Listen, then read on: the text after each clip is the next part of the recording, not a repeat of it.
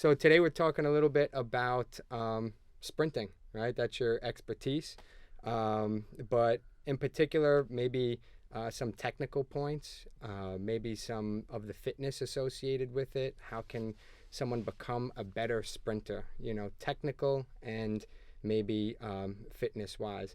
And then some other questions, because I have a wide range of listeners, but some questions for maybe general population. Should general population sprint? Should they not? But maybe some of those questions, just gauging your opinion on it. Sure. But we'll start with technique. So I know one of the big things you always say is be the hashtag, right? So when you say be the hashtag, how does the hashtag correlate with technique? Like what are people going after? I think you have to work back to how the joints function, right? And everything works on a hinge. So either something is moving towards your body or away from it, right? So if I lift my knee, at some point it's moving away from your body. So say from the ground up to, say, hip height, your knee comes up, it's moving away from your body. And then at some point, once you pass that point, it starts circling back.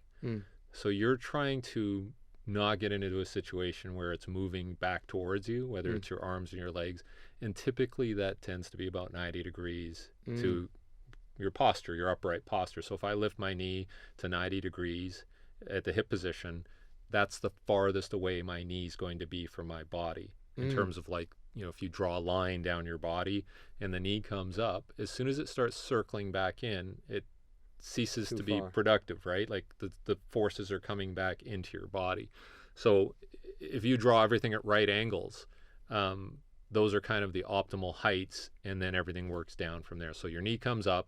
Any higher than that, it's either going to delay the cyclical action of running, or it's going to circle back into your body and be counterproductive in terms of, like, vector forces. Like, you want things to go up and lift you up, and then when you drive it down, you want it to go straight down and create vertical force. So there's tolerances, there's windows of opportunity. If you exceed those windows, you lose power, you're off, your timing is off, and you want to make sure that you're the most efficient mover possible. So that hashtag provides a bit of a guideline for range of motion and just how your levers track through that range. And if, like I said, there's going to be a sweet spot. That sweet spot is typically 0 to 90 degrees, and then anything beyond that could be counterproductive. That makes sense. So what would the differences be between acceleration and max velocity? So, like, when you're saying be the hashtag, are you referring to acceleration? Are you referring to max velocity? Are you referring to both? Or yeah, well, it's essentially everything is in line with your body, right? So if I'm accelerating, you tend to have more of a leaning posture, right? So then you're still working in relation to that plane of your body. So that if we're moving through the sagittal plane, and you're looking at somebody from the side, that knee's still going to come up to about a 90-degree position at the hip. It's just you're leaning over now. So that hashtag has been tilted over. And then as you accelerate, that hashtag starts to become more upright and more upright. It's never fully upright. Right. Because you want to have a slight lean so that you create, when you put force in the ground, there is a horizontal force vector as well. Right. I mean, as you drive your knee down, the foot sweeps back, and it's going to create that horizontal force as well. But you still want a bit of a tilt forward to to maximize that. Right. The power that you're generating at the hip, right? So it's tangential to the ground, it sweeps down, knocks you forward and up and forward, right? I always use the bouncing ball analogy, like the ball is bouncing down the basketball court. Yeah. So are there any cues, right? So I'm thinking from this question, I'm thinking in the lens of a phys ed teacher. As a phys ed teacher, what I'll often do is at a station for a kid, or even if it's college or whatever, I'll have maybe like a list of 5 things, right? Or a couple of cues I want them to think about while they're practicing, whatever it is. Maybe they're practicing upper body and it's something like chin to pocket, I've heard. Maybe they're practicing lower body and it's like pull the floor. Do you have any cues that you like to give, or that you might think would be good in that? Yeah, I try to keep it really simple. Yeah. The idea being that the more words that I insert into my instruction, the more potentially that could go wrong. Right. So I'll think of like, what's a one syllable word that's going to affect the response that I want? And the best word I've come up with is up. Right? So you're saying, okay, and there's nothing wrong with down. It's either up or down. But down doesn't elicit the same response. So if I'm getting somebody to do, say, a running high knee drill, if I say up, if I lift one leg up very quickly, guess what the other leg has to do? It has to put force down. Right? But if I say down, somebody may overproduce sort of that downward motion into the floor and almost put too much force down into the floor so that it becomes like a heavy kind of lead foot response, as opposed to if I say up, every time they hit the ground, they're thinking, get back up again. So it kind of enhances an elastic response better than somebody forcing or pushing that foot into the ground, if you understand what I'm saying. Absolutely. So up, up, up, as opposed to down, down, down, elicits a different response. So if you're taking somebody through the drills, if you just say up, you will hear a lighter ground contact. They will feel better. They'll feel easier. Whereas if I say down or push into the ground or anything to that effect, like a heavy weight. Yeah, it's just they start to slap the ground more. They start to be just heavier footed. And I think some of it is, we're taught to push against things. We're taught to, and that's a very common cue, is like push. Right. But I'd learned from Charlie Francis, and he said, I never liked the word push because it sounds long. It sounds like push, right? Right. Whereas up, it's just quick, right? It just has a quality to it. I get it. Yeah. Right. So that's what I use, up. And first of all, I'll say nothing and I'll just watch. Right. Because, I know some people hate the word self-organized, but sometimes it works, right? You just, okay, come on, work yourself through it.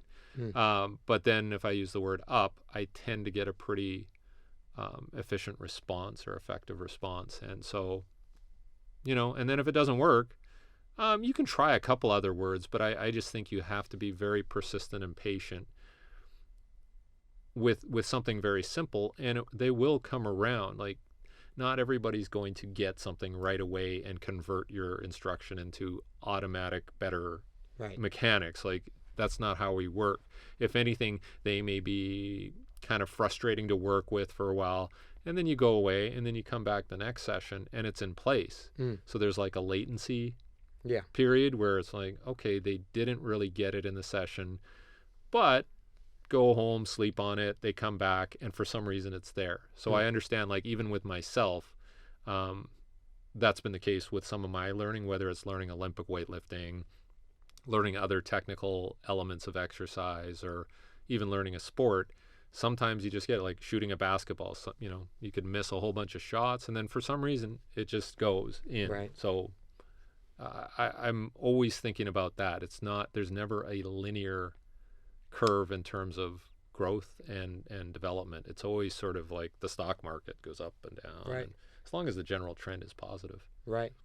And would you say, so I know you just mentioned about maybe up is the best one, but that chin to pocket one, is that like as far as your upper body mechanics go? The thing I worry about with chin to pocket is it's very sounds backward. It's very specific. Said. Yeah, It's almost like, so if I say chin, it's going to be chin height, but I don't want you here. Like, that's what I'm worried about, is you say like somebody's actually putting their fingers into their chin or into the other one was ear, like I'm taking a call, right? Or I'm grabbing my gun or whatever, Right. So it's the the gangster thing, like, I got my phone, got my gun, right? But those two cues circle into the body, right? I always say exactly what you're saying. Yeah, so I use the term, when I talk about arms, I say up and away. Yes, right? Makes sense. Right, because I want things, if I put my hands out in front of my body, it shifts my weight forward, and I want to go forward. If I cycle back into my body or circle back, it tends to stand me upright. Hence the hashtag. Yeah. It's all about understanding how arcs work and the physics and the center of balance. And I think once you figure that out, at least as a coach, you need to figure that out. And then when you coach it, do you need to talk about physics? with the Right. kids. No, just tell them, Mm. put your hand here and just go. Right. Right. And then it tends to work out. And do you think some people learn better with play, or do they have to break it down, or a combination of the two? There's Like, always going to be naturals, yeah. like that get it. You say do this, and then they do it, and they're good natural athletes. Whether it's, I Right. remember I had attended a workshop in 1993, 94, and it was learning from Ted Wong. So Ted Wong was one of the first, Bruce Lee's first sort of full novice student. So he had other guys that he taught who came from like karate, or Dan Inosanto came from, I think, Filipino martial arts. But this Ted Wong guy was just sort of like, he just learned Jeet Kune Do, which was Bruce Lee's martial art, right?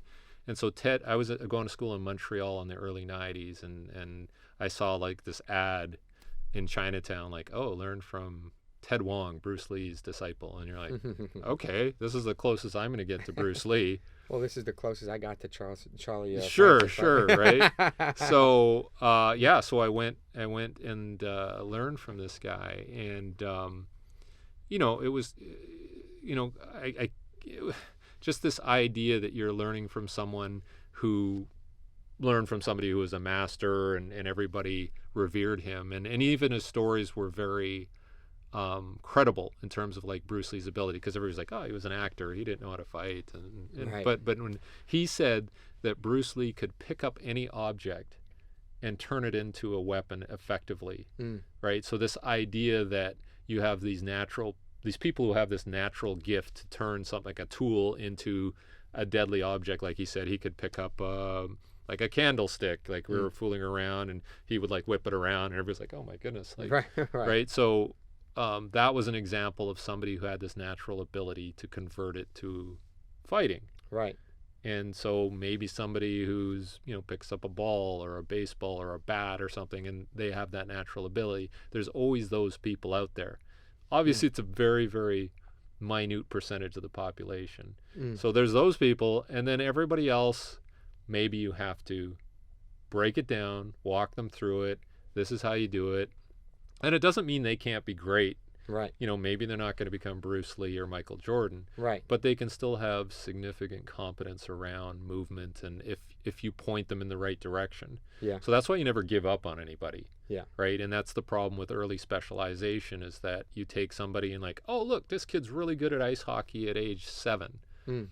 Well, maybe the kid who's not quite as good, but when he becomes 18, he's going to develop into a much better athlete generally, in terms of his force development and his hand-eye coordination. Maybe it's going to take a little longer. So don't start doing early selection and selecting that guy out because he can't get it at 7 years old. Right. And I think that's the biggest problem right now, is the early specialization. We got to make this team, and at some point the kids are like, I don't want to play. Like, I have a friend whose son plays hockey at a high level, and he didn't get picked or for this team, or he wasn't recognized, and he's like, I hate hockey now, I'm going to quit. And you don't want that. You want to keep them in the sport as long as possible, because you never know. Yeah. Right?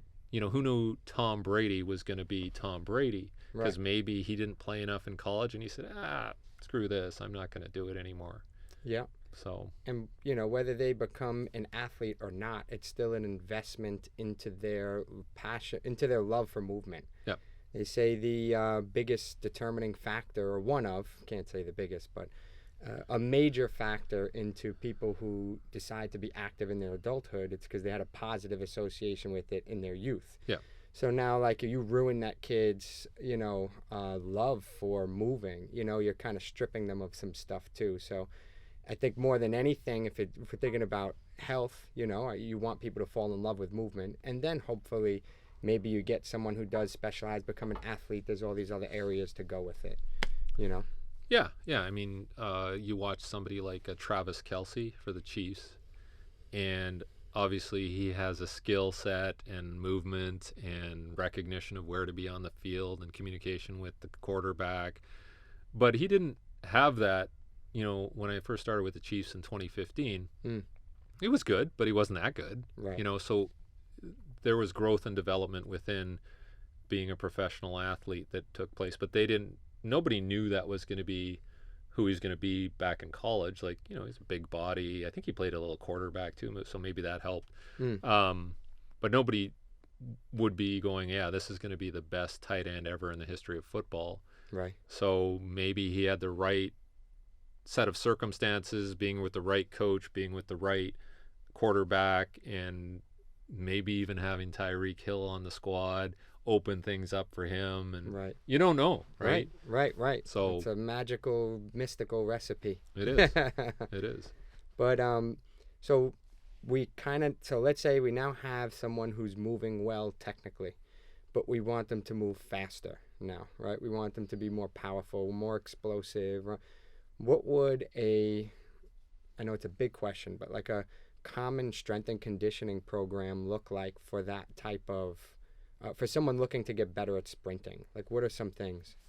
Well, the big thing is you got to sprint, right? And that seems like a very obvious solution, but I think a necessary one to mention. Sorry to cut you off. Yeah, it's because I will have people say, yeah, we sprint, and then you go watch what they do, and they're doing like repeat hundreds with walkbacks or 30-second breaks, and doing what would be classified as more of a conditioning type workout. Right. But because it's 100 meters, it's automatically a sprint, and when the quality of the work isn't quite there. So you have to make sure whatever distance, 10 meters, 20, 30, 40, 50, 100, that there's some quality to it so that there's a positive adaptation. Right. Now, does all your running have to be at 100%? Absolutely not. A lot of it can be 85, 90, 95%, and you're going to get some value out of running it relaxed in terms of technical execution. Maybe you get a better sort of elastic response off the ground because you're not over pushing. So as a coach, you're constantly searching for different intensities, volumes, scenarios where you're going to elicit some sort of positive response. And you can't just time people and say like, well, we got to run faster every time we run. It's not about that. It's about accumulating positives in different aspects of your training. And strength training is useful. I think I was joking around with somebody recently, and we were talking about, well, a lot of the strength guys, or a lot of the people advocating for strength, think you have to move the weight fast. And so there's a velocity-based faction out there. I think faction probably could be used as a negative, but there's a group that wants to move weights fast in the gym. But we've also found that there's a speed group that wants to always push or pull a sled or have resistance. So like the tables have turned where the speed was the speed and the strength was the strength. So now we have this crossover, like now the speed is turned into strength and the strength is turned into speed. And so I think there's a loss. We're losing, this idea of having these fundamental qualities separated and then eventually bringing them together. Everybody wants to do speed resisted, and everybody wants to do strength with a velocity component to it. And I don't think you need to do that. I think if you just keep everything separate, eventually bring it together, you're going to have positive results.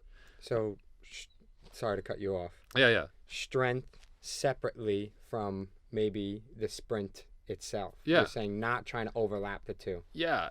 Everybody wants a fusion, right? Like I want Chinese food with Greek food, and we're going to but we know that probably won't take, maybe it will. That's not my area. But on the Food Channel, if there was a Greek-Chinese fusion, maybe it would turn out really good, right? Maybe there's like noodles with, some sort of skewered meat. It would work really well. But I digress. The idea would be like if you can perfect qualities individually and then eventually bring them together, I think it's easier to manage. Whereas if you start cross-pollinating too early, you could be missing the best of those individual qualities. And that's I'm a traditionalist. I'm more conventional.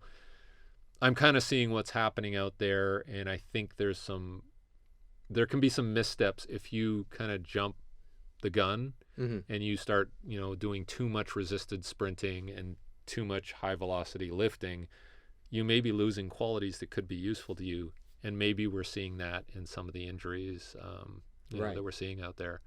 But that's just my initial thought, Yeah. looking at what's happening in the field.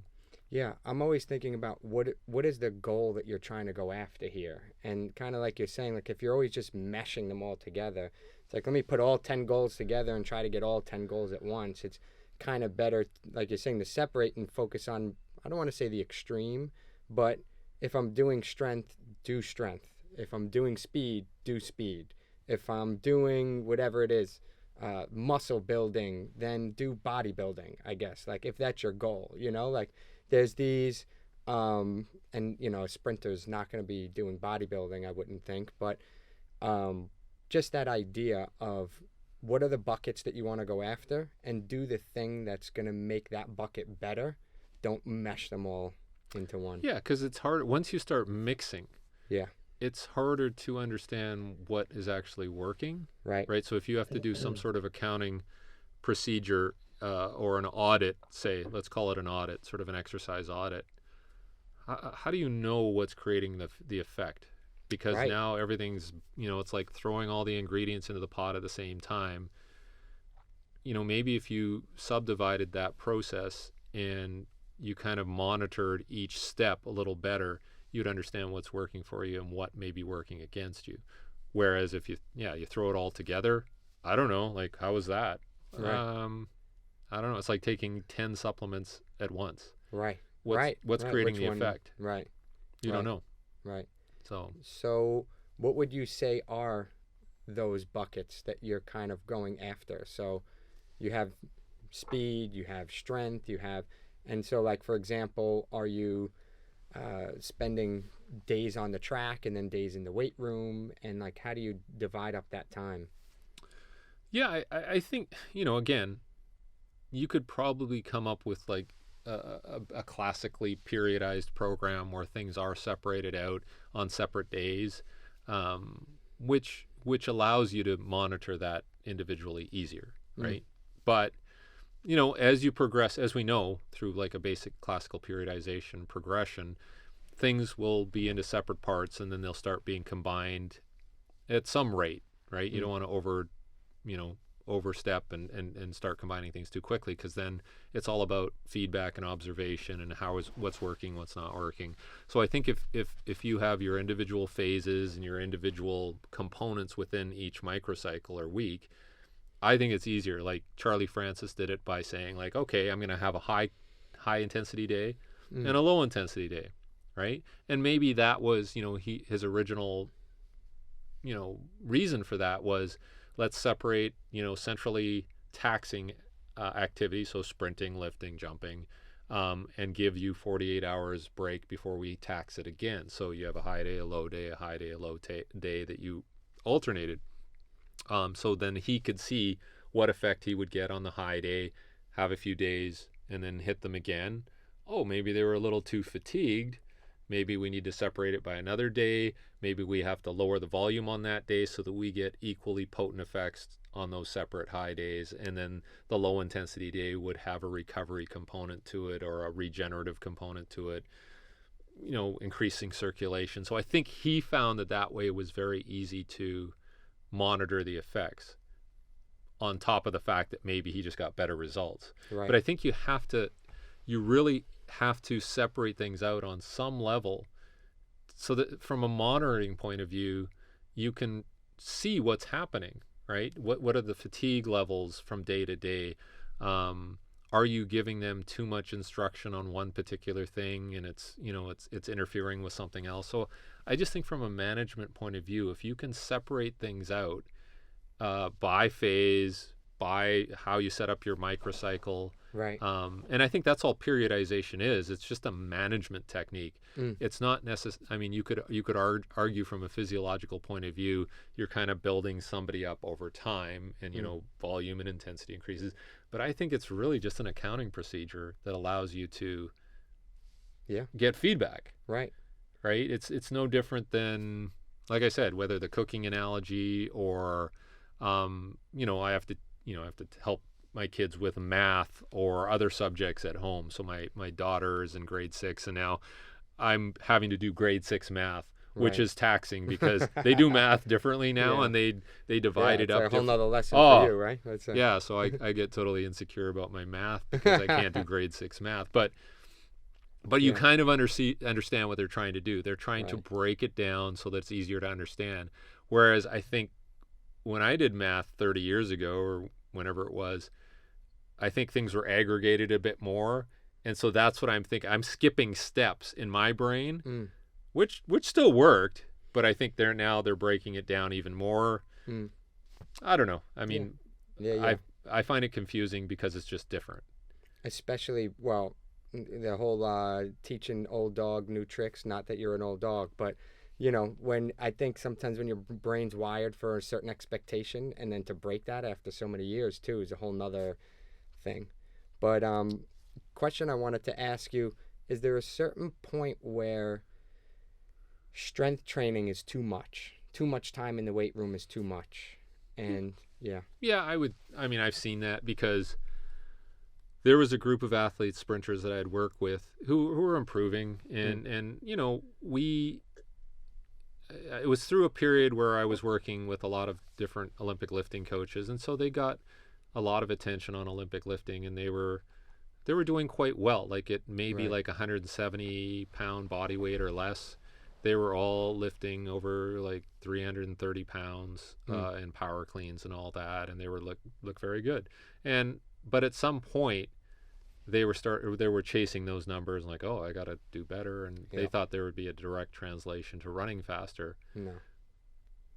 And there was, to a point, but there is a point of diminishing returns because, as you get stronger, you have to do more to some degree to get better at that. Correct. And so now that energy is being taken up by the lifting and even the mental stress around it, like I need to be better in the weight room, because Yeah. that's how we think. We think that if we're better at one thing, it'll help us in another thing. And so we had to really pull back on some of those lifts because it was that mentality that if I get better, if I can, okay, I'm doing 330 pounds. If I can do 350, well, I'll run, 2/10 faster in the 100. And that math does not work Right. because it's cannibalizing itself. Yeah. And you have to be careful of that. Is you don't want to be too successful at any one thing, Yeah. except for the sprinting. So Right. that's what your filtering system is are they getting better at their chosen sport or event? And Right. if not, then you have to rework the program and understand why did it go bad? Well, we're spending too much time in the weight room. Yeah. And it's exhausting them for what they should be doing, which Right. is sprinting at a high quality. Yeah. I think about it like I used to tell people you get 5 coins, right? And where do you want to put those coins? And every time you put another one in the strength bucket, you're taking it away from this bucket Yeah. or another. But yeah, there's only so much energy that you have to expend, and you want to be the master of sprinting. You should be spending the majority of your time sprinting, and the other things are complementing the sprinting. Yeah. It's like Yeah. having 5 wives or something like that. Everybody's going to be unhappy, right? Because you just don't have enough, Right. time and Right. energy and, like that, That's a stuff good like one. that. Yeah, I like that one.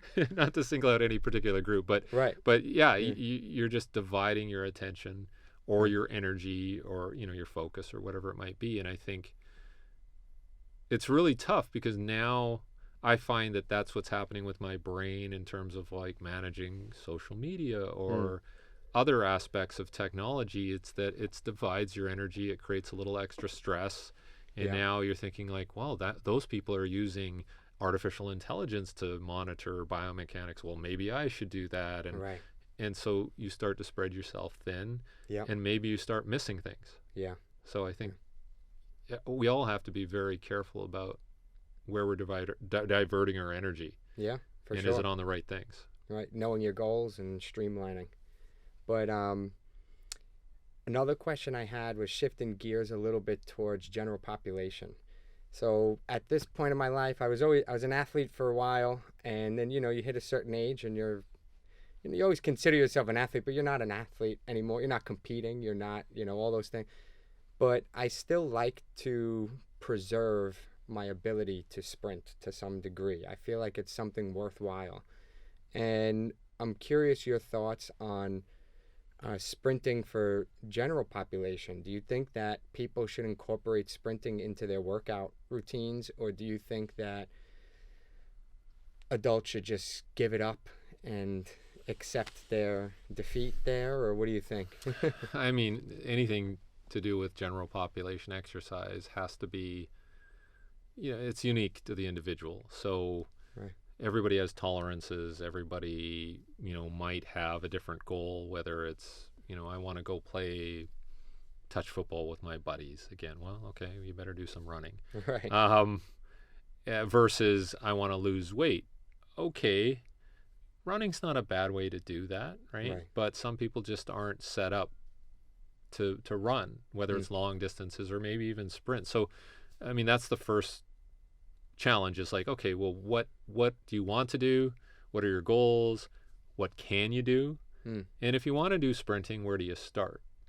And most of the time I'll start people with just basic drills that are used in sprint development. And those, again, are derivatives or a broken down version of full sprinting that's easier to manage. So if you're teaching somebody how to sprint, well, you start with the drills because it's easier, it's a little safer. Right. And the components that we build within those drills will add value to the experience when you actually sprint. So that's how I'll start. And those are the same progressions I use in rehab for athletes is, okay, can you lift your knees? Can you do it on the spot? Can you do it over distance? Can you move a little faster? Can you add a little bit of a bounce to it?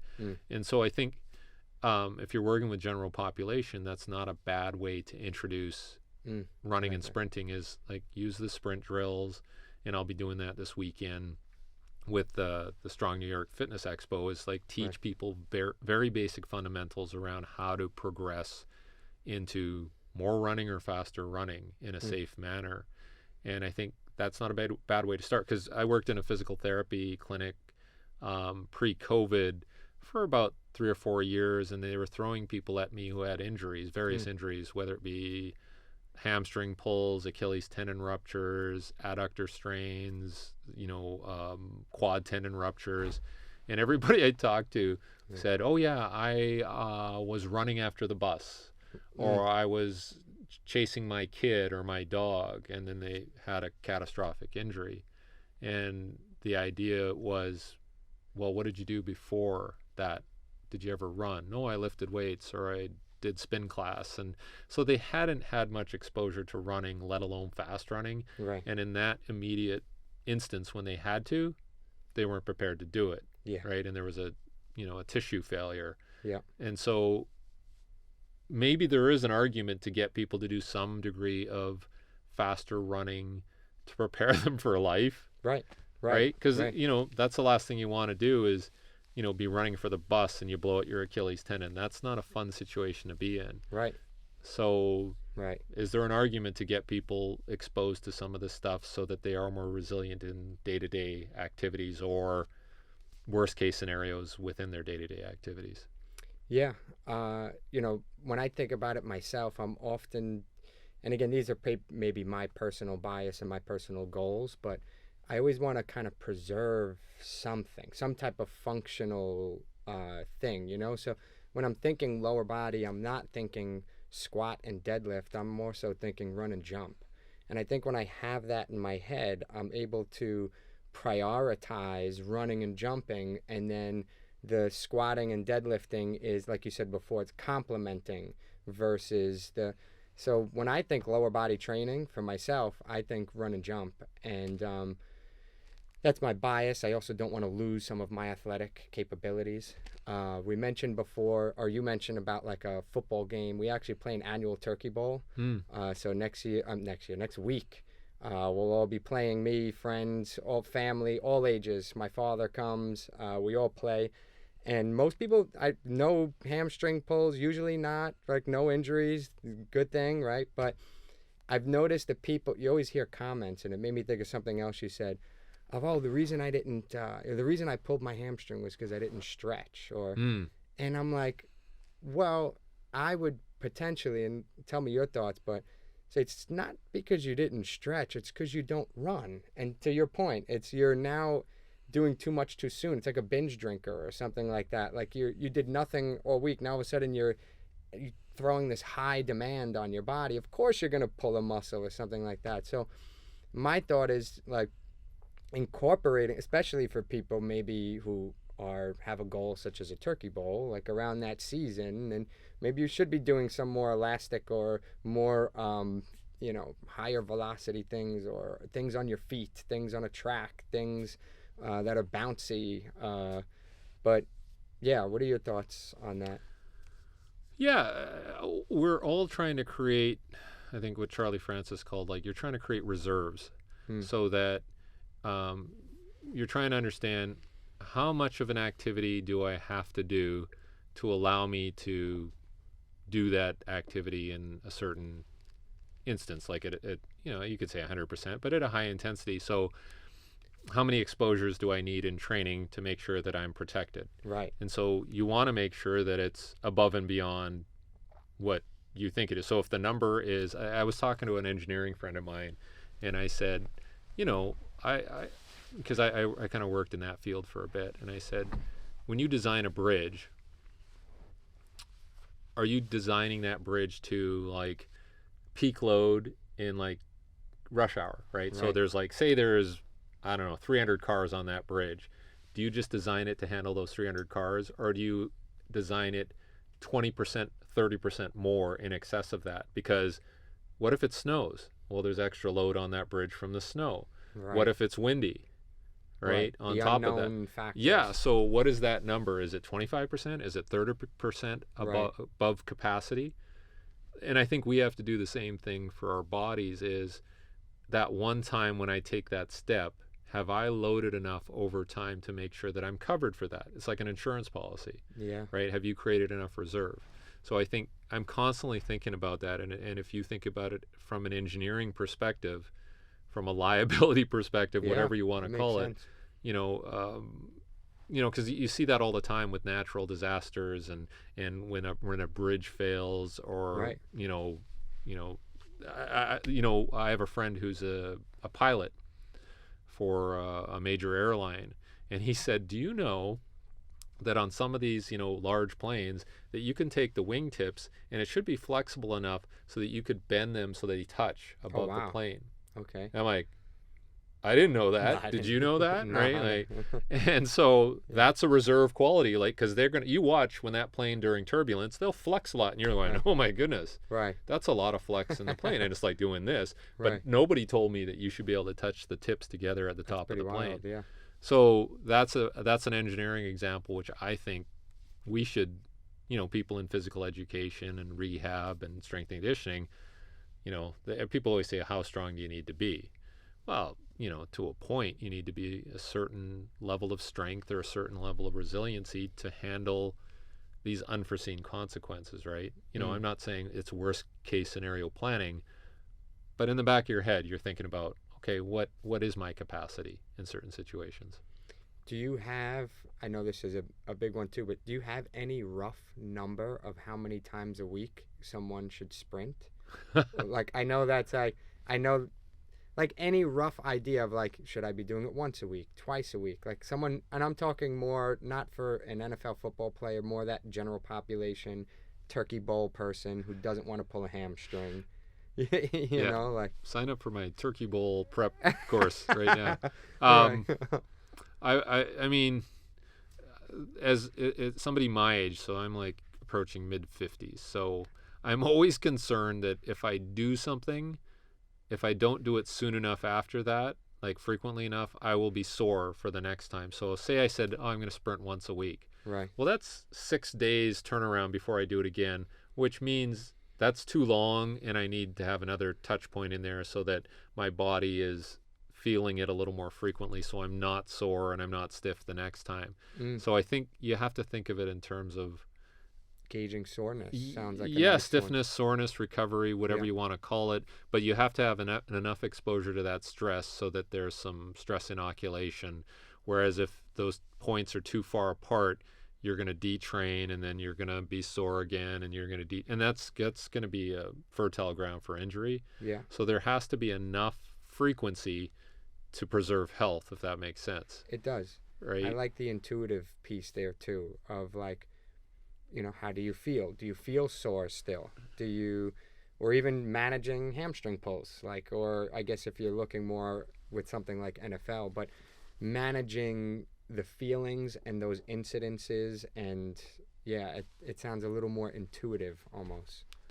Yeah, and it's I mean, like whenever I do rehab with people, I'll always say like you got to tell me how you're feeling during the exercise we're doing. So if we're Mm, doing sprinting as part of hamstring rehab, you have to tell me like how do you feel an hour later or 2 hours later. But most importantly, once you go to sleep and you step out of bed in the morning, how do you feel? Like what's the level of soreness? mm, Because you should be sore, but is it right. debilitating? Is there any inflammation? Is it I want you to feel like you've done something. Mm, Like we all know what that level of soreness is. Like, mm-hmm. oh, okay, I feel that. Right. But if it's debilitating and it sets you back, that's not good. Mm, So you're always trying to gauge that, whether it's, you give them a scale, like give me a perceived soreness scale. And, sure. it's not a bad idea to do that once in a while. But I think that's the indicator of, are we doing too much? Are we doing not enough? Mm, And so on either ends of that scale, if I do too much and too frequently, well, I'm sore all the time. Well, that's not good. But if you hit that sweet spot, maybe it's 2 times per week, 3 times per week, um, you're like, yeah, I feel pretty good. But if it's 1 time per week, no, I feel sore every time I do it again. So right. Right. as a coach, you have to, Monitor that. yeah, I think so. Yeah. And are there any, I think, not to touch too much into what you're going to do tomorrow, I think, but any exercises in the gym? So, like, when I'm thinking, so this is one of the hard parts I also have too. So, you want to preserve sprinting, but you have nowhere to sprint in New York City. It's like the worst place to sprint. And I feel like gym should be incorporating tracks in there more. But I know there's a bunch of other reasons why they may or may not. But something that is popular is treadmill, but the curved treadmills. And like, do curved treadmills preserve enough of that like when you hit the ground running, like what are your thoughts on curved treadmills? Do they do it? Yeah, I would say so. I like the curved treadmills because it's an easy way to get somebody to run on there and find their speed. And whereas, if I'm pushing a button trying to figure out what I should be running, like should it be 6 miles per hour, should it be 10 miles per hour? It's very hard to gauge. Mm, And then if you put it at 10 miles per hour, well, that belt's traveling at 10 miles per hour. And I know for a fact, looking at ground contact time data and all that, humans aren't machines, right? So mm, we have some variability in those metrics. So I think sometimes it feels a little odd to be working at a constant rate. Whereas, one step may be a little longer ground contact time, one may be a little shorter, and that's just how we work. So I like the curved treadmill because it does adapt to you as opposed to you adapting to the motorized treadmill. mm, So there's some advantages there. There's also advantages to having a motorized treadmill because it does keep you efficient, and it keeps you rhythmic at like we're going to work at 12 miles per hour, and that you're going to have to work at that level, right? And you can do all these other measurements with that. So there's advantages to both, but I do like the curved treadmill. And the whole idea with the curved treadmill is like if I put enough vertical force into that deck, that gets converted to horizontal force on the treadmill belt. So because it's curved, you kind of hit it at a bit of a tangent, and it does force that belt back. Whereas mm, you don't want to be trying to grab and pull the belt. That's going to lead to, hamstring issues. And so mm, there's some value because, most of the treadmill studies they've done, pretty much simulates actual running over ground. right. It's pretty close. So, Right. all the force plate studies on sprinting have been done on treadmills with force plates integrated, and they're very helpful. It does, if you put a better athlete on that treadmill, Mm, a better, faster athlete, it'll typically translate into the force readings and the ground contact times that you'd expect if they were running over ground. mm, So I think there's value in using a treadmill, especially the curved treadmills. There is some different qualities in terms of like the braking forces. mm, So they found that if you're going to use a treadmill, still do some overground running, mm, and maybe supplement it with some different plyometrics so that you you do still stay in touch with the quality and the dynamic of braking and then, kind of re-accelerating on the ground, because the treadmill is kind of moving and it kind of supplements that a bit. So I know people who've exclusively run on treadmills and then they hit the ground, like say the winter, they're just doing all their treadmill running. When they go back onto hard ground, they get quite sore, and there could be like ankle stiffness issues, and they might feel it a little in their lower leg, and there might be some adaptation. So if you want to avoid that, still try to do some level of overground running, solid ground running. And is there are there any other exercises that you feel like are big money hitters, or maybe like should people be thinking about hamstring exercises, or is there anything that they should target in maybe more so in injury prevention or just being a better sprinter or in general? I mean, there's always things that you can do. Whether or not they specifically contribute to running health is debatable, because you could say like, okay, we're going to do more hamstring curls or Nordics or stiff-legged deadlifts, or anything that strengthens a hamstring. And I have nothing against specific hamstring strengthening, but there is a different sort of dynamic happening during running. So if you just go over and you just say like, I'm just going to do gym exercises on the hamstrings, that's gonna solve part of the equation, right, but it's not going to fully solve the running mechanics piece and the stress inoculation of that's involved in running. So do everything in parallel. Like do your hamstring work, do your running, do your plyometrics, supplement it with soft tissue work and stretching and all that. You really have to balance things out, because anytime the pendulum swings to one side only, you're leaving yourself exposed. So, I'm not against gym-based hamstring strengthening, but I have had cases where all we did was focus on acceleration and running mechanics, and when they went back to doing testing for hamstring strength, it was there. It was very good. So the sprinting is maintaining that component, maintaining or developing, even, right? So because it's very demanding. Let's be honest. Now, does it work in the opposite direction? If I just work on the hamstring exclusively in the gym, does it make you a better runner? Not really. Right. So, I try to do a balanced approach and do a bit of both. Or I'm prioritizing the sprinting and running and making sure mechanics are sound, and then we're layering in gym activities that will contribute to tissue strength and tendon strength and all that. There's value in having a weight-based strength program. I'm not going to say just sprint, but there are people who will say that, like, don't go in the weight room. It's not, it's like the boxing people, like, don't lift weights. It'll affect your ability, your hand speed, and your coordination in boxing. And what you found is like you can do both. Like, don't lift weights or it's going to negatively affect your free throw in basketball. Well, if all you do is lift weights, you're not going to be very good at free throws, right? But if you do a blended version, then you'll retain those qualities that you need. So everybody wants to just, buttonhole themselves and like, no, I'm this guy. People have their bias too. Polarization is out there, but you don't need to. So as we slowly start to come to a close here, one other question I had was, over the years, so would you say, because you've been in the game for a long time. So I was looking at your bio, and which I already knew, but I wanted to refresh and look. So like 88 was when you first started? I was a track coach for a track club in Vancouver, because that was my summer job. So I was running track and field in college. And somebody's like, hey, there's a job, you can coach some kids. And at the time, I'm not thinking like this is a credible career path. But back then it was less popular. A lot of the strength and conditioning coaches or, sprint they didn't really have, that wasn't an industry. So, and even personal training wasn't that big a thing in like the 80s, right? You'd have, aerobics classes and all that. But so back then it was like a job. I'm like, okay, I guess I know a bit about track because I've been doing it since I was a kid. Go coach these other kids. And what is that, 25 or 35 years ago? But it's exactly 30, because the point I was going to say was that's the year I was born. Yeah. So you've been doing it for as long as I'm alive. Yeah, that's when you think about yeah, it. that's a little shocking, but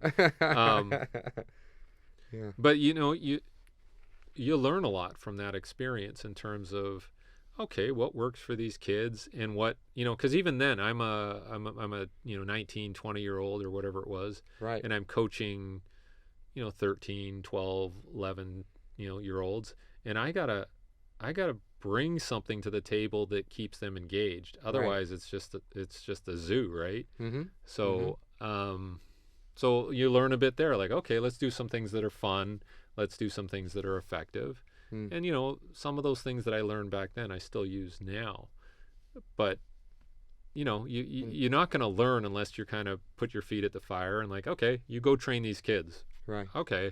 Because everybody always asks me, like, oh, what's a good book to read about sprint training? I'm like, I don't know, get out there and do it and learn and talk to people. And, like, you're not going to read a book and know what you're doing, right? Because when the rubber hits the road, you're learning from the book, and they're saying, like, you got to get them to front side, and you got to do this on the dorsal, and then you get the kids and they're like spitting at you, and you're like, what? Okay. Right. Okay, kids, let's just do something to keep you from, going nuts on me. So that's important. The reason I brought up 88, so I was going to say, you've been in here for a while, or in the game for a while.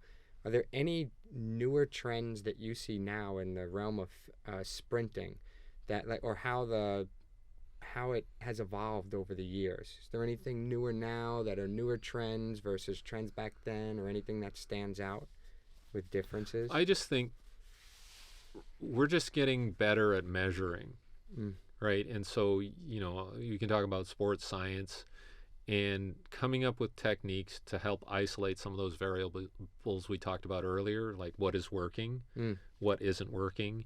And I think that's probably what we're a lot better at. And it's very accessible. So I can use my phone and I can do slow motion analysis. I can draw on it, and I can find angles. And so you don't need to have a team of sports scientists. Like, it does help to have, to sift through all the data and help with the technology integration. Right. But certainly you can do it yourself. And so having that ability to break things down and analyze and have it in the form of a smartphone in your pocket definitely makes it a lot easier. And then sending that video to the athlete and saying, like, this is what we saw. Whereas when I was competing, it was like a suitcase that was attached to a camera on a VHS tape. That the slow motion was, really crude, and it was still useful, but it was a chore to go through that process of breaking down the film and, finding a TV that was big enough so everybody could see it. But you couldn't. It's accessible now. Yeah, you couldn't do it on the spot. There's no such thing as real-time video review. It was like, okay, let's get together and rent a TV and go visit this classroom. And what app do you use nowadays? Any ones you recommend? I still have, like, an old version or a version of, like, Dartfish Express. Dartfish. I'm trying to think of the name of the one I've used. I haven't kept up, but there's a couple. Like, there was one called Silicon Coach back in the day, and there's a couple of them out there. Right. And I think, I don't even know what they cost, but it's probably Coach's Eye. Sorry. Coach's Eye. Yeah. So there's a couple out there. I think even in Huddle, like, there's versions that you can do analysis and things. But whatever it costs is way cheaper. I think when Dartfish first came out, I was working at a university about 20 years ago, and I think it was probably like $20,000 to, like, get a license for the coaches, and I think it's pretty cheap now. So at least like I said, it's more accessible, and it's probably pretty easy to use. And you can save it and review it later. And is it lab grade or research grade? No, but it's something. Right. But you can film it 240 frames per second or 120 frames per second. Right. And you can pull times off of that, ground contact times, and so it's pretty good. Like, cool. Everybody's spoiled compared to what I started with. Right. So it doesn't always mean they're better, though. It doesn't. All the gadgets. We were talking about that. Still got to put the rubber on the road. I was talking about that with somebody, and we're always concerned that the technology may be dumbing down the population a bit. right? So whether it's a chat GPT version of video analysis, is it taking, thought and creativity out of that process? Right. That's always the worry, right? If you support something with technology, do people lose the ability to think? Right. And I think that's the biggest fear now, is how do we keep people thinking and generating good ideas and developing those soft skills that make you a good coach? Because if you can just do it with AI, well, a lot of people are going to lose their job. Yeah. Yeah. So we're coming to a close. Are there any, final words? Not that you have anything you have to say, but just opening the floor before we close out. No, I mean, just if anybody's learning how to do this stuff, part of that process is going out, and trial and error is the best way, right? Yeah. But as long as, there's nothing wrong with trial and error, as long as there is an accounting procedure to understand where the error was made, and then there's an error correction. Because what we do see a lot of time is that people just keep repeating the same mistakes. And there's a humility and insecurity that has to be part of that process, where you're like, oh, okay, yeah, I messed up, right? And I think, I don't know, you can kind of reflect on this as well or comment on it, but I think people are less amenable to acknowledging failure. Yes, I think even more so with some very masculine sports. Like you see a lot of the strength-based crew, like a lot of weight room, the more masculine, and not to say like something's more masculine, but like, I see that there's a little more ego, and then sometimes it's hard to let go. And not, everybody's not that way, but some people would rather fight to the death over something than to understand and recognize the situation for what it is. And I think being rigid and flexible both has its benefits, but I think people need to have access to the spectrum so that they can use the right the right tool for the right job. Like I think about it in football, if, guy puts up a block for me, I was supposed to go left, but the guy put up a block for me. In that moment, I have to go a different way. Am I flexible enough to now make that switch on the spot? I need to have access to the spectrum of being rigid, or do I push right through that thing, or being rigid, being flexible. And yeah, that's kind of my 2 cents on it. Yeah, I think you need the access to it all, but there's definitely people who are very rigid and find it very hard to let go. And it's great that they have the rigid component, but also need to foster the flexible one too. Yeah, there's nothing wrong with being passionate about your point of view and your experience and sharing that with people, but certainly there has to be this point of acceptance and acknowledgement of like, okay, I did, maybe I could be better at that. And I find that interesting, because as a parent, I see that a lot with my kids, where they fight me on things. And, I'm wondering, is that a systemic issue? Is that because in school they're less apt to use like percentages and letter grades now? It's more like they have these weird, like, oh, you're, I can't remember what the words are, but they're basically saying, oh, she's developing.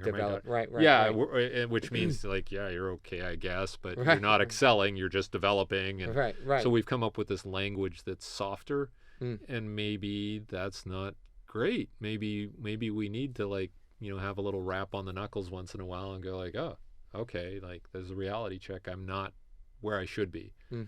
And so I think we see that a lot in all aspects of life, and maybe that's something that we have to be careful about. We may be regressing on some level from a learning point of view. And yeah.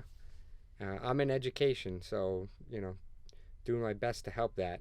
Yeah, when I was young, yeah, we had this thing called the Canada Fitness Test. Yep, and we got similar things. Yeah, Fitnessgram, all that. Yeah, and you had to do like sit-up test, and like they had this flexed arm hang, and they had to do shuttle run and an endurance test.